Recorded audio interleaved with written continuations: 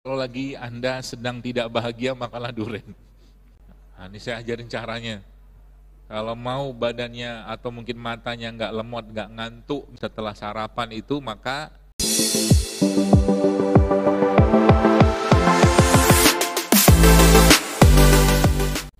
saya mau kasih tunjuk sesuatu. Nah, ini kan ada madu. Madu ini Bapak sekalian, ya ini saya kalau lagi pas musim-musim kayak begini, saya biasa dikirimin sama rekan saya itu madu dari berbagai nektar. Kemarin saya dikasih ini madu kayu putih dari bunga dari pohon kayu putih. Ya, kayu putih, ada juga madu sangket, ada madu apa lagi kemarin tuh, madu podang dari mangga itu. Nah, madu ini Bapak sekalian, kalau kita baca di literasinya, ya, ketika ada seseorang laki-laki yang mengalami masalah ketakseimbangan, katakanlah testosteron mungkin, ya, baik itu mungkin umumnya turun, ya, umumnya turun, atau wanita yang mengalami ketakseimbangan estrogen, maka madu ini mengembalikan keseimbangan dua-duanya. Jadi ketika masuk ke dalam tubuh manusia, ke kita ini, ya, baik laki atau perempuan, dia akan benerin gitu. Makanya saya bilang seperti punya otak gitu mereka itu. Jadi kalau Anda mengkonsumsi rutin madu, ya maka kerjanya dia aslinya itu mengembalikan keseimbangan sel-sel tubuh kita itu, atau organ atau mungkin metabolisme yang ada. Ya, itu fungsi madu. Maka kalau ini dikombinasikan dengan yang lain itu jauh lebih powerful. Kenapa? Karena madu boleh dibilang superfood. Makanya kalau misalkan kayak saya lagi pengen dapat badan bukan apa ya, lebih kuat gitu misalkan, itu saya bisa campurin dia ini sama lemak. Paling gampang kira-kira apa? Saya bawa apa kira-kira? Paling gampang ini alpukat. Ini alpukat ada tulisannya ini. Ini alpukat jenis terbaik di Indonesia. Namanya bukan apa, kalau kita tahunya cuma mentoknya mentega doang kan. Ini bukan, namanya cengko. Cengko. Ini rasanya Bu, kalau Anda makan pulen padet. Jadi kalau Anda sudah makan alpukat ini, rasa alpukat yang dijual di toko buah biasa udah nggak masuk lagi di lidah Anda. Makanya saya kalau makan alpukat yang juga sama, itu lihat tuh kuningnya. Ini bukan mentega, di atasnya mentega. Kemarin saya dikasih ini satu, baru trial di kebun. Satu lagi bentuknya itu dia spira apa kayak gini lah bentuknya itu. Itu makannya nggak usah itu, jadi ngebelah kayak gini lah bentuknya itu. Depannya itu kecil, belakangnya panjang. Tapi kalau dimakan kayak dipotong kayak kita makan lemper, dikopek, dikupas gitu kan, kulitnya itu tipis banget. Itu padatnya minta ampun, pulen masuk ke badan gitu. Nah itu yang benar, ya bukannya. Jadi kalau kita udah tahu rasa buah yang asli itu, ya itu masya Allah. Ternyata tidak sehoror yang kita bayangkan. Contoh ya, saya dapat satu kali itu makan buncis. Buncis biasa, tapi memang di apa tuh namanya, dibudidayakan gitu ya, budidayakan dengan apa tuh, probiotik dan pupuk-pupuk yang sangat baik ya. Itu saya dari pohon itu saya makan, manis buncisnya. Ya. Sama juga dengan kemarin saya masuk ke apa tuh namanya, kandang kambing, domba dorper apa namanya. Saya masuk tempat itu Bapak sekalian, itu domba nggak ada bau-baunya. Bahkan yang saya dapatkan lebih bau kandangnya itu, bau kayunya daripada dombanya. Ya. Terus saya masuk lagi dengan beberapa teman gitu kan ke tempat penumpukan kotorannya si domba itu, enggak ada bau sama sekali. Ya, enggak ada bau sama sekali. Kencingnya enggak bau, kotorannya enggak bau, kandangnya enggak bau, dan dombanya lucu-lucu gitu loh. Ya. Terus kita makan itu dagingnya, Allahu Akbar. Susah dibayangkan rasanya, enak sekali. Ya.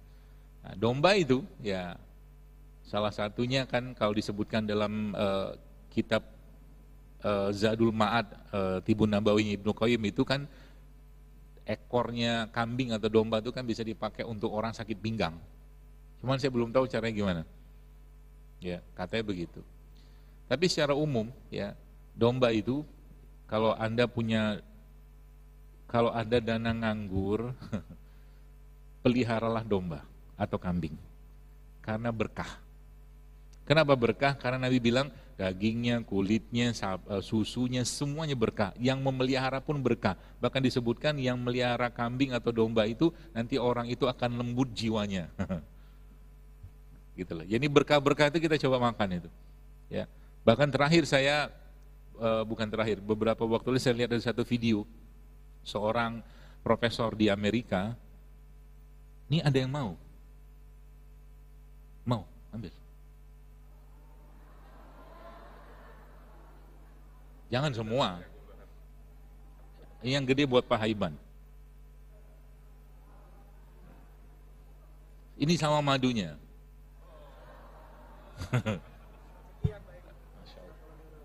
Ini nih Pak, saya udah bawa sendoknya. Nah kan, baik benar kan saya kan. Nih, Pak Iban cobain makan, ceritain rasanya kayak apa. Kita coba dicampur sama itu. Ibu-ibu mau? Ini gimana cara ngasihnya?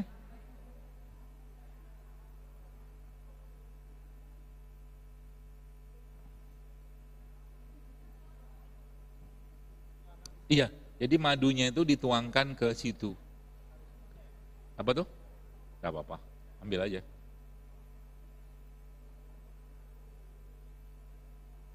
Sebentar Pak, itu belum dibuka. Nanti kalau cara saya makan alpukat biasanya, itu kenyang Pak Bu. Ya. Ini kan kayak begini nih, Anda kerokin aja, kerok gitu semua, lalu madunya dicampurin. Biar masuk TV. Iya. Saya. Bersyukur hari ini saya nggak jadi puasa. Dapat alpukat ternyata. Aduh, saya pelan-pelan sengaja biar pada ngiri. Oh.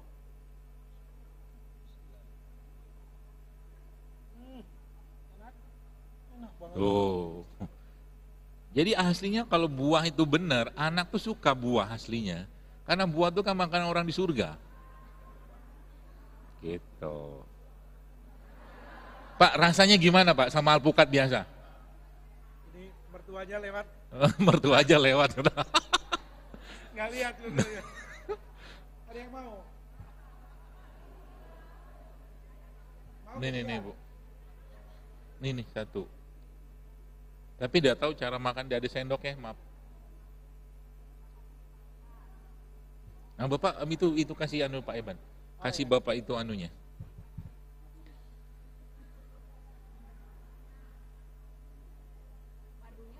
Ada Bu. Komplit Bu. Kalau dulu saya masak nasi goreng.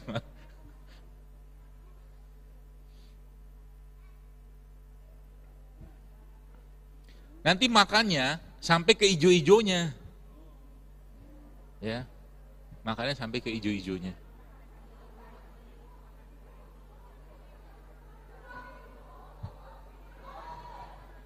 Mau nih gedean. Aduh.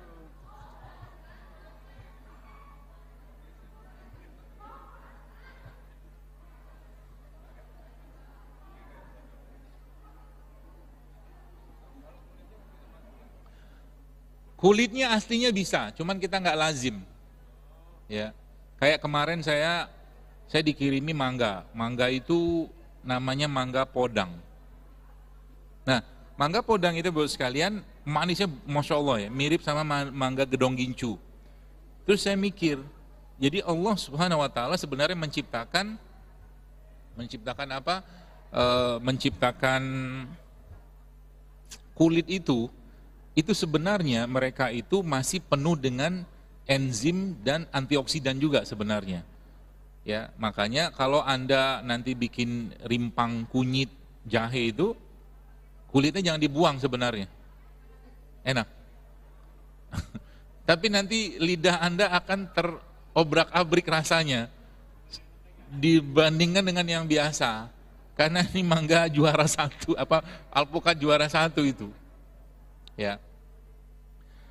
Jadi kulit itu sekalian, akhirnya saya cobain makan.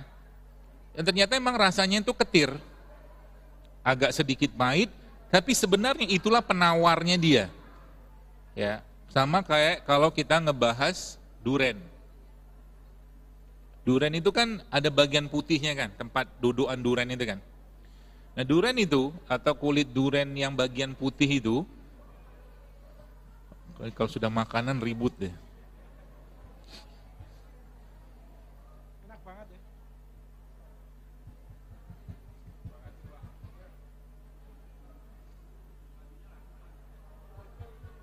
Itu madunya dari pohon kayu putih. Jarang ada ya, kalau pas musim aja. Nggak dijual, memang barangnya nggak ada. Nah jadi Bapak sekalian, duren tadi itu ya. Bagus nggak makan duren? Bagus, tapi ingat dia gulanya kan tinggi. Oh banyak Pak, kalau manfaat dibilang dia melancarkan pencernaan, iya. Cuman masalah kita zaman sekarang kan melancarkan pencernaan, dia sebenarnya banyak protein antioksidannya juga. Cuman kita kan duren yang dimakan sudah kadang-kadang nggak bener, dikarbitin gitu ya. Kemudian rasanya juga sudah tidak asik lagi ya. Aslinya duren itu yang kalau Anda penggemar durian ya, itu kan ada berbagai macam rasa. Ada pahit, ada agak-agak manis, ya, gitu kan. Nah, saya nggak mau durennya, tapi duren itu bagus kalau lagi Anda sedang tidak bahagia, makalah duren. Kenapa? Gulanya bagus, bikin bahagia. Aja yang berlebihan aja. Nah, yang saya bahas itu adalah, yang saya mau bahas itu adalah kulit putihnya itu. Ya, yang biasa kita pakai kalau kita makan duren, kita minum pakai itu kan. Kita minum pakai kulitnya itu kan. Fungsinya apa? Udah tahu kan? Dan memang percaya nggak percaya. Kalau saya percaya aja. Ya. Kalau tangan kita bawa duren dicuci pakai itu hilang nggak Boy? Hilang. Hilang Pak. Jadi Anda kalau makan duren kan bau tangan kan. Nah lepas itu Anda gosokin tangan Anda ke situ, maka bau tangannya kan hilang. Nah itu yang pertama. Udah gitu kalau Anda minum dari bagian putihnya durian itu kan juga apa namanya, nggak begah kita habis itu. Betul kan? Nah rahasianya sebenarnya, kalau Anda yang gini, tahu sabun cuci tangan? Nah tahu lah. Ya, sabun cuci tangan itu, dia kan kalau kita ada minyak-minyak apa bekas apa gitu kan, kita cuci pakai itu, ya, lepas itu hilanglah dia punya minyak tuh. Nah, kenapa? Karena ada bahan di sabun itu yang kita sebut dengan saponin. Saponin. Nah, saponin itu dia menghilangkan lemak. Oke. Sampai sini ya. Nah, kulit durian bagian putih itu ada saponinnya. Sampai sini paham ya? Makanya ketika Anda minum dan cuci tangan dari situ, hilang baunya. Ya, makanya kalau makan durian nggak apa-apa, tapi jangan banyak pesannya karena memang gulanya tinggi banget. Sama kayak minum air tebu. Kalau saya minum air tebu tuh ngantuk saya. Gulanya kan tinggi banget. Ya, jadi kalau minum air tebu bagus. Bahkan dalam air tebu itu yang pernah saya posting itu subhanallah ya. Ada bahan buat diabetes. Ya, buat memperbaiki diabetes atau kencing manis. Kan nggak logis kan, kalau kita kan manis. Nah, manis yang masih pada tahap aslinya sebenarnya nggak masalah. Contoh mungkin, kalau kita bicara kurma itu kan 75%-nya adalah gula. Tapi kalau Anda baca datanya, justru malah gula yang ada pada kurma itu bisa dipakai untuk memperbaiki ya bahasanya. keseimbangan gula orang yang kena diabetes. Kenapa? Sepanjang dia, aneh ilmunya, sepanjang dia masih ada di kompleks compoundnya atau senyawa kompleknya, aman insya Allah. Ya, sama kayak tadi saya cerita likopen pada tomat tadi. Jadi kalau jawaban kita pakai bahasa teori kompleks, compound atau senyawa kompleks, maka kalau ada orang kena prostat, ya lalu dia makan tomat, bukan likopennya itu yang memperbaiki atau mengobati dia, bukan, tapi tomatnya secara utuh. Sampai sini paham ya? Tomatnya secara utuh. Ya makanya ada istilah kita makan sesuatu tuh whole food, makanlah seutuhnya. Ya. Jadi Allah menciptakan mereka ini, bahkan kulit karena lihat kiwi lah. Kiwi itu kan ada bulu-bulu halusnya itu ya. Itu kulitnya aja kalau Anda buka datanya itu masih tinggi antioksidannya. Kulitnya coba. Ya, kulitnya itu. Jadi meskipun beberapa kan kalau makan itu kan berarti kita bagus dong makan kiwi pakai kulitnya gitu kan. Ya kita nggak biasa, nanti malah gatel gitu kan. Tapi aslinya kalau mau makan itu secara utuh ya dimakan sak kulitnya. Harusnya, bukan harusnya, aslinya kayak begitu. Ya. Cuman tadi ya, berarti kalau durian dimakan sama kulitnya ya enggak juga gitulah. Ya. Ya, jadi nanti kalau bikin rimpang ya, jahe, kunyit, apa segala macam itu enggak usah dikupas. Ya, enggak usah dikupas. Jadi ini cuci bersih aja. Saya tuh kadang-kadang gini loh, kita tuh kan ketakutan luar biasa sama bakteri kan. Kuman, bahasa kita kan kuman. Gini, Anda beli sayur, oke, di pasar.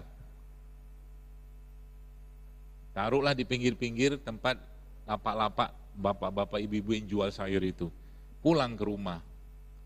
Kemudian bahasa kita cuci dengan air bersih kan gitu kan. Apa bersih air kita itu? Anda tahu air keran itu, ya sebagian kita kan ada yang pakai pam, ada yang pakai air sumur atau air tanah gitu kan. Air tanah itu kan banyak bakterinya. Dicuci pakai itu kira-kira makin banyak nggak bakterinya? Makin banyak. Ya. Jadi sebenarnya nggak usah terlalu takut juga sama mereka. Cuman akhirnya apa? Karena kita tidak suuzon. Nah itu aja sebenarnya. Kita nggak suuzon. Jadi akhirnya dicuci, misalkan saya kadang-kadang mikir gitu, saya beli rujak, kadang-kadang kan beli rujak. Bukan kadang-kadang, sering beli rujak. Lalu saya ngeliat lah si abang itu potong kan, dia pakai pisau, habis itu pegang duit, pegang apa gitu kan. Yang muncul apa?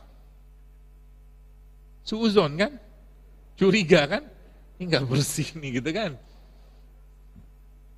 Kalau itu langsung muncul, ya sebaiknya jangan langsung Anda makan itu benda. Dia bisa bereaksi. Makanya kalau Anda lihat yang di video-video perindapan itu, ya kan? Itu mereka nggak ada mencret-mencretnya makan itu kan. Nggak ada diare-diarenya. Kenapa? Mereka sudah bersilaturahim, sudah berukhuwah antara bakteri yang buat sama yang makan. Nah kita belum, kalau belum jangan. Makanya saya bilang tadi, kalau Anda MCU belum siap iman, belum siap mental, mau saya MCU. Ini poinnya, sama juga dengan makanan. Sehingga nanti apa? Ketika Anda beli rujak, yang Anda makan tuh buah secara fisik. Tapi yang lebih banyak justru malah suuzonnya. Sehingga nanti apa? Ketika rujak itu makan, selama ini saya makan rujak baik-baik saja. Kok tiba-tiba makan rujak, sakit perut saya. Karena ada suuzon di situ, bereaksi dia. Begitulah orang lebih ilustrasinya. Malah sama gitu loh. Anda cuci di rumah, cucinya tuh buat ngilangin apa? Suuzonnya. Gitu. Paham ya? Cucinya tuh buat ngilangin suuzonnya sebenarnya.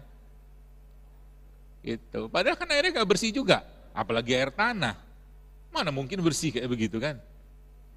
Hatta itu air pam sekalipun yang kata sudah dikasih klorin kan lewat pipa juga. Akhirnya kebanyakan yang kita makan itu Bapak sekalian bukan benda fisik, tapi yang kita makan itu emosi. Gitu loh. Contoh nih, tadi kan saya bawain madu tuh, Pak Haiban minum madunya, makan madunya, bapak juga makan, ibu-ibu makan. Ada orang mungkin bisa jadi cuma 1 sendok teh madu dia minum, gitu kan, dia makan, dia minum, tiba-tiba gula darahnya naik. Naik itu nggak tanggung-tanggung misalkan. Apa sebab? Masa 1 sendok teh sampai gula darah naik segitu tinggi? Kira-kira apa? Itu udah mulai paham ya. Jadi yang dia makan fisiknya itu madu 1 sendok teh. Tapi yang lebih banyak adalah mungkin suuzonnya sekilo. Gitu lah. Banyak orang sakitnya begitu kan. Sakit badannya gara-gara apa? Overthinking. Saya itu kadang-kadang lagi mikir nih sekarang ini. Kan menjelang pemilu. Kira-kira akan ada penyakit-penyakit yang mulai muncul nggak nanti berkaitan dengan pemilu nanti? Pasti ada. Orang saya baca kemarin salah satu kabupaten menyiapkan satu bangsal khusus stroke dan penyakit jantung. Orang gara-gara kayak begini kan akhirnya sama, curiga, buruk sangka, nggak tenang, merasa paling benar, terus kayak begitu. Sama juga dengan orang yang mengidola-idolakan artis-artis ini itu segala macam, ternyata tidak sesuai ekspektasi. Sakitlah jiwanya, apalagi kehantam itu. Ya, makanya kalau kata guru saya, kalau Anda makan, jadi dia bilang begini, kalau kamu makan sesuatu, kata dia, makanlah dengan hati tenang, riang, gembira, dan bahagia, dan jangan ada curiga di antara kalian. Kata dia gitu. Jadi kalau Anda, itu sebenarnya kaidah hadis sebenarnya. Ya, cuman dalam bahasa kita, Nabi itu kalau suka makanan dipuji nggak? Nggak. Coba lihat hadisnya. Nabi itu kalau suka dengan makanan, Nabi nggak puji makanan itu. Kalau nggak suka, beliau caci nggak? Nggak, beliau tinggalkan. Itu kan kaidah sebenarnya. Jadi dokter membolehkan kami makan gorengan, kan gitu kan bahasanya kan? Cilok gitu kan? Saya udah ceritain ini di beberapa kajian saya. Saya mau cerita lagi sekarang di sini. Tentang kisah cilok Zaidul Akbar. Alkisahnya begini. Suatu hari saya pergi sama teman. Ya safar lah, cukup jauh lah, naik mobil segala macam. Terus dia, semoga dia tidak menonton acara ini. Dia bilang begini, dok, nanti kita mampir ke keajaiban dunia setelah Gunung Bromo, dia bilang. Ya. Ya iyain aja kan. Exit kita tol kan. Saya nggak usah sebutkan di mana tempatnya. Nanti Anda pergi pula. Gila exit tol itu. Set gitu kan mampir mobil itu kan. Apa coba? Warung bakso. Keajaiban dunianya. Oke, saya ikutin gitu kan. Kita ada berapa orang? Kita 6 atau 7 orang gitu kan. Oke lah saya, judulnya ngormati teman. Sudahlah saya makan bakso. Di sini kata dia, paling enak tuh ciloknya. Kata dia gitu kan. Oke, saya bilang. Saya lihatnya gerobak itu, gerobak kayak gerobak bakso tapi gede gitu kan. Jadi di etalase kacanya itu penuh dengan cilok. Penuh dengan cilok. Otak suuzon saya sudah langsung berjalan. Gitu kan. Sebentar. Saya pengen tahu dia ngambilnya pakai apa. Dia ngambil cilok itu kan dimasukkan ke dalam dandang itu kan. Pakai apa. Alhamdulillah hilang satu suuzon. Ternyata dia masih pakai sarung tangan. Dia ngambil itu kan. Ambillah, cemplungin ke dalam dandang itu. Ya makanlah kan sama dia kan. Terus dia bilang, ini dia bilang. Dengan gaya endorse-nya dia kan.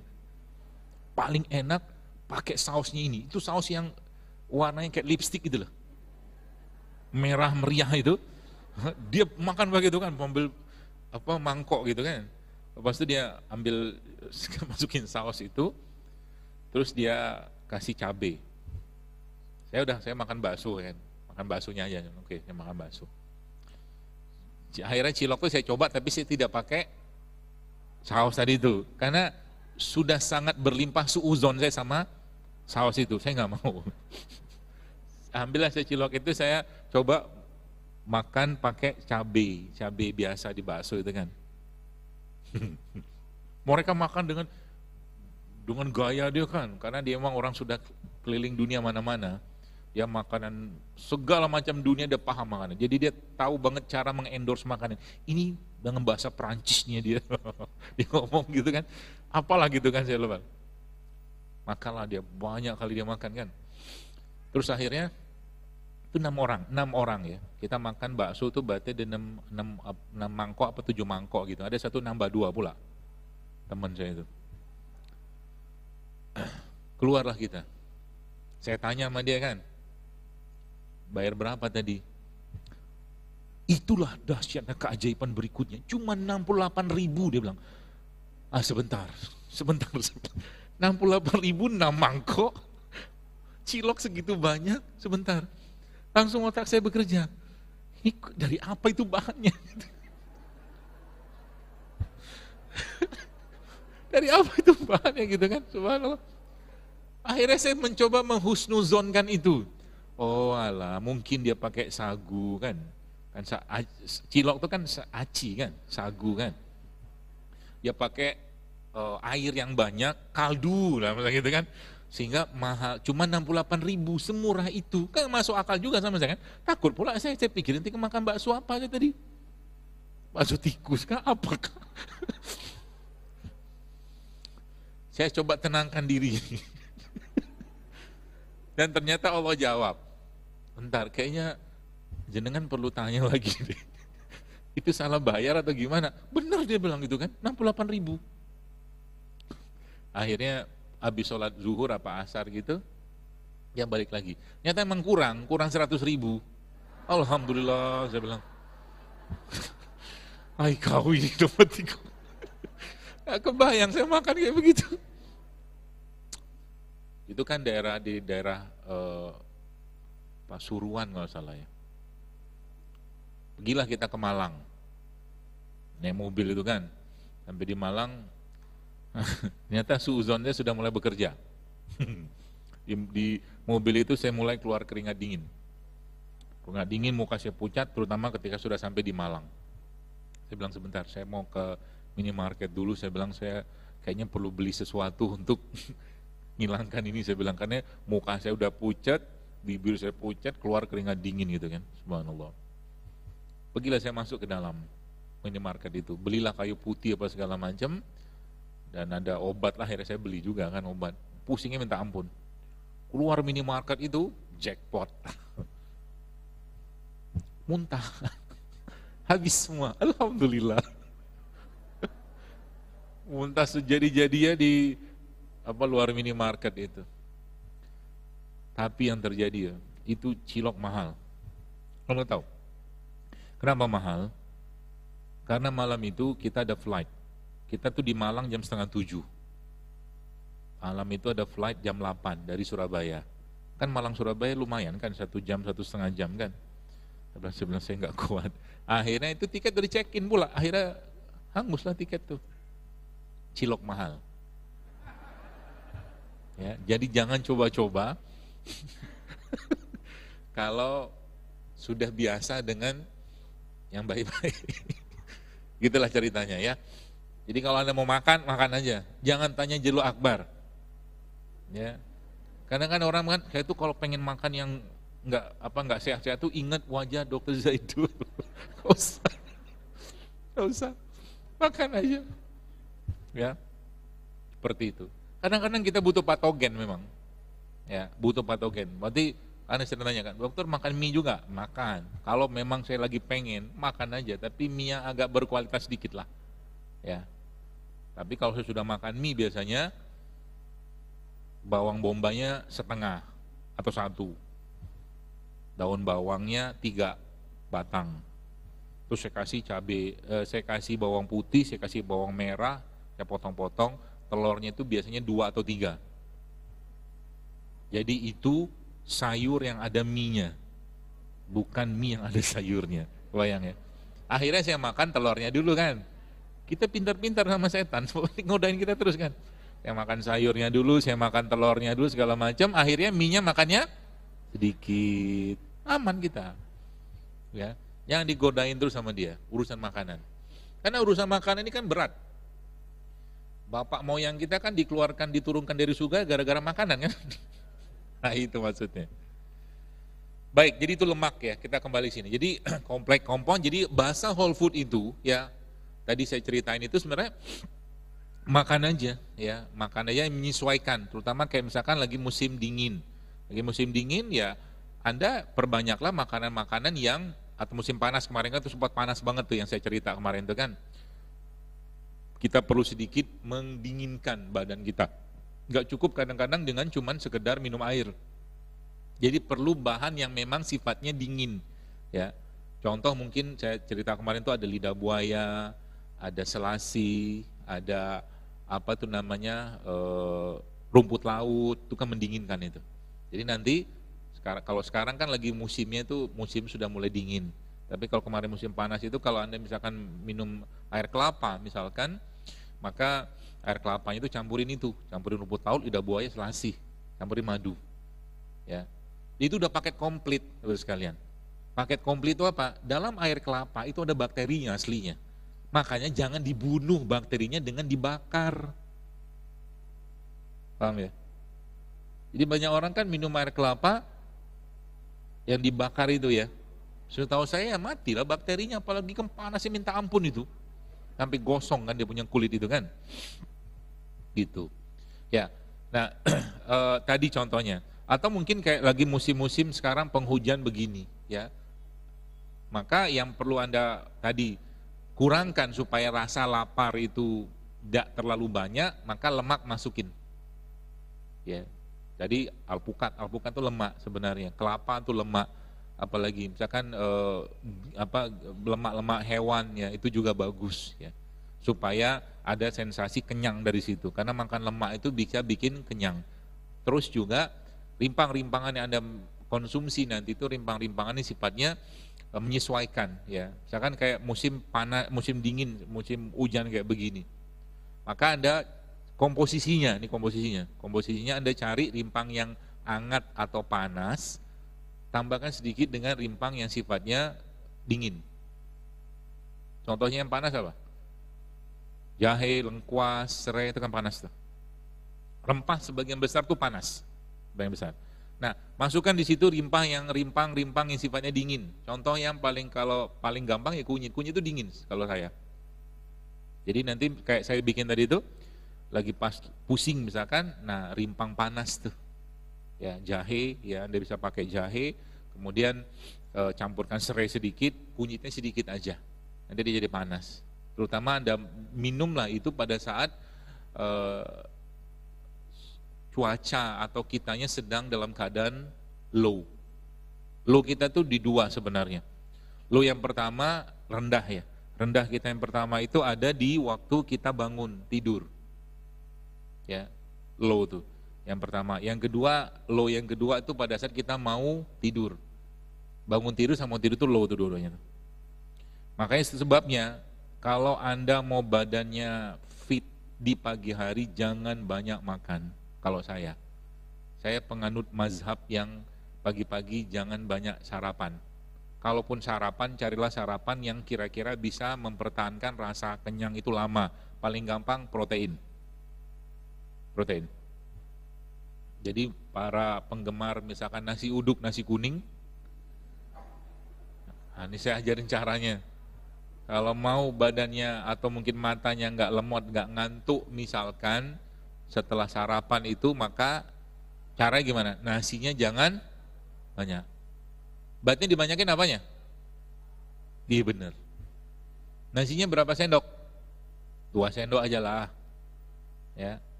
Timunnya dibanyakin, apalagi? Telurnya dibanyakin.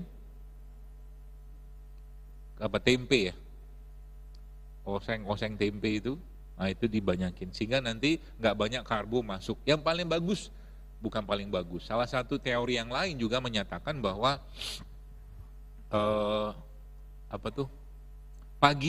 pagi ya, growth hormon kita tuh masih cukup tinggi sisa dari semalam. Growth hormon tuh adalah hormon reparasi gitu aja paling gampangnya. Hormon perbaikan. Nah, dia bisa bekerja kalau tubuh kita tidak ada makanan. Makanya Growth hormon itu Allah munculkannya kapan? Malam, ketika tidur. Kan nggak makan kita. Dia secara urutan munculnya atau mungkin naiknya kandungannya dia itu ya, itu di malam.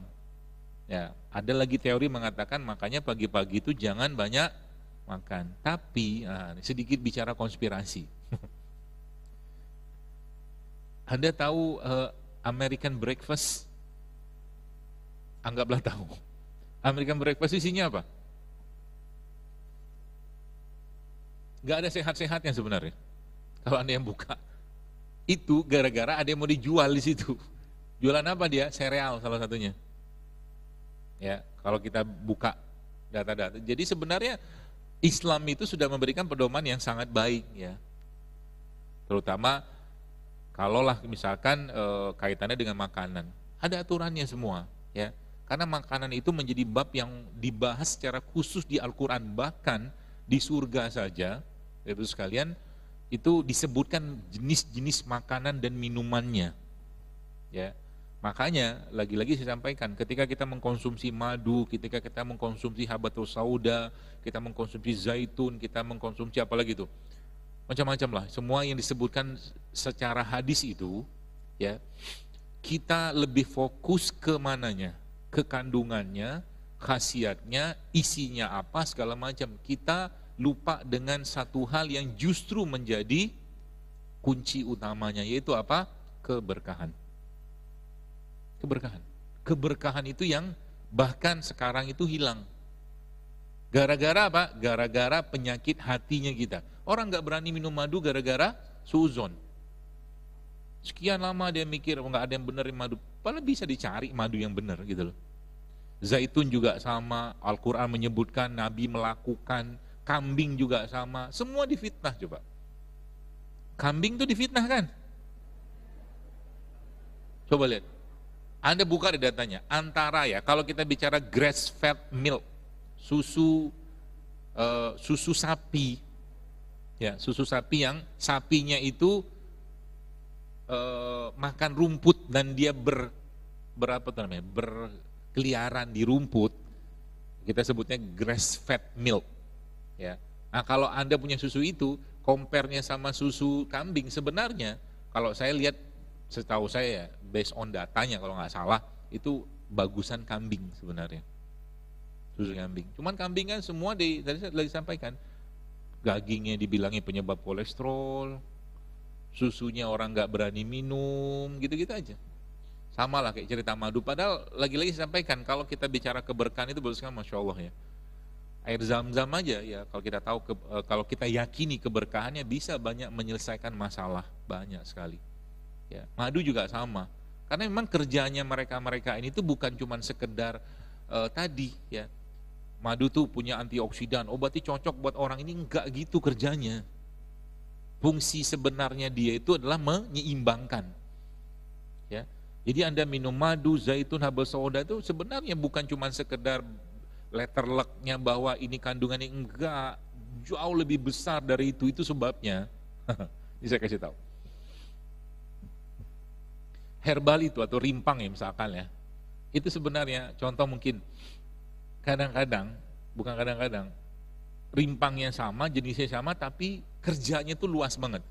Untuk asam urat bisa pakai ini nggak bisa, untuk kolesterol bisa nggak bisa. Jadi itu satu tumbuhan itu dia punya banyak manfaat kandungan, sehingga dengan berbagai macam penyakit ya, itu kadang-kadang cukup satu saja dengan memperbaiki makanan dia bisa kembali normal. Ya, itu yang banyak orang tidak paham. Sehingga gara-gara apa? Gara-gara pemahaman kita itu sekarang cenderung kepada apa? Reduksionisme. Itu masalahnya kita sekarang itu. Jadi lihat kunyit, yang dilihat rahim kering. Kan gitu. Lihat jahe, macam-macam lah gitu kan. Jadi akhirnya yang muncul ketakutan, suuzon, ya buruk sangka, curiga, kayak begitulah. Jadi sayang, akhirnya mereka tuh tidak bisa berperan sebagaimana mestinya. Kurma juga sama. Kurma itu kan bahkan lihat ya, subhanallah ya, kurma itu hidupnya kita itu dilambangkan Nabi kayak pohon kurma. Artinya kalau sudah berkahnya kayak begitu, buahnya, pelepahnya, batangnya, akarnya, itu semua pasti punya manfaat. Itu maksudnya. Ya. Cuma lagi-lagi peradaban angka saat ini tuh yang membuat kita tuh begitu luar biasa, semua tuh di logika. Kalau mungkin bahasa sekarang tuh overthinking, semua di logika, semua dipertanyakan dengan kadar ilmu kita yang terbatas. Sayang akhirnya. Nah, sebagai penutup, ya, saya mau cerita ini supaya kita tuh jangan terlalu mengagung-agungkan data, ya. Kita lupa dengan keberkahannya, ya. Kisah Jabir, ya, radhiyallahu anhu di perang Khandaq, saya kira mungkin semua sudah tahu, ya. Waktu Jabir mengatakan pada Rasulullah, ya Rasulullah, aku punya anak kambing, kan gitu kan. Terus akhirnya dimasakkan oleh Jabir waktu itu. Yang Jabir sama istri mengatakan ini paling cukup, paling 5-7 orang kan gitu kan. Tapi ada pesan Nabi di situ. Kata Nabi apa? Jangan kau buka pancinya atau nampan itu sebelum aku datang. Kau masak, terus nanti waktu diambil nanti jangan lihat pancinya gitu loh kurang lebih. Ya. Yang terjadi apa? Berapa ratus orang waktu perang Khandaq itu? Rame loh itu. Ya. Sehingga saya ada sekitar 700-an orang loh saya. Itu makan dan tidak habis-habis. Syaratnya apa? Jangan dibuka pancinya dan jangan lihat. Nah gitu. Itu satu kisah. Patuh pada perintah Nabi. Kisah yang kedua, yang ingat saya yang kisah ini waktu Nabi mau meninggal itu Nabi berpesan pada Aisyah, ya nanti coba dicari lagi kisahnya itu. Nabi bilang, Nabi meninggalkan satu kantong makanan kalau salah. Ya, ambil saja makanan di situ, jangan kau lihat dalamnya. Kisahnya begitu kalau salah. Lalu tapi diambil habis-habis katanya gitu kan. Lalu akhirnya dibukalah kantong itu, ya. Setelah kantong itu dibuka, tidak lama kemudian seminggu atau berapa gitu, itu ternyata makanannya jadi habis. Gara-gara apa? Matematika kita bekerja. Ya. Saya, Bapak sekalian, lebih senang pakai matematika langit gitu loh. Kenapa saya lebih senang pakai matematika langit? Karena yang saya kejar bukan jenisnya, apanya, kandungannya bukan, tapi yang saya kejar keberkahannya.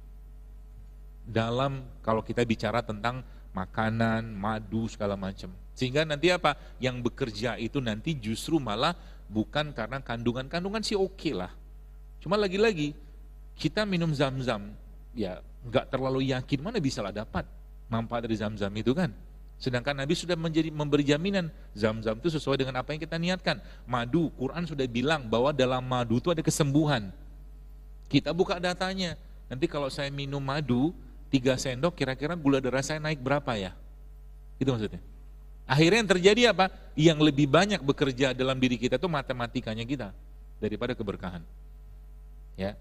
Makanya kalau saya sampaikan berkaitan dengan mungkin rempah-rempah, rimpang segala macam, saya katakan udahlah, doain aja apa yang Anda minum itu berkah gitu loh. Sehingga nanti kalaupun salah resepnya tidak masalah. Dan itu sering terjadi. Ya, aslinya itu nggak pas-pas banget, tapi subhanallah karena berkah gitu kan. Apa yang kita dapatkan bahkan ilmu itu berkah, akhirnya itu memberikan solusi ya bagi orang yang sedang mungkin bermasalah di kesehatannya. Saya kira mungkin itu ada waktu beberapa menit ke depan, mungkin kalau ada yang mau bertanya saya persilakan. Assalamualaikum warahmatullahi wabarakatuh.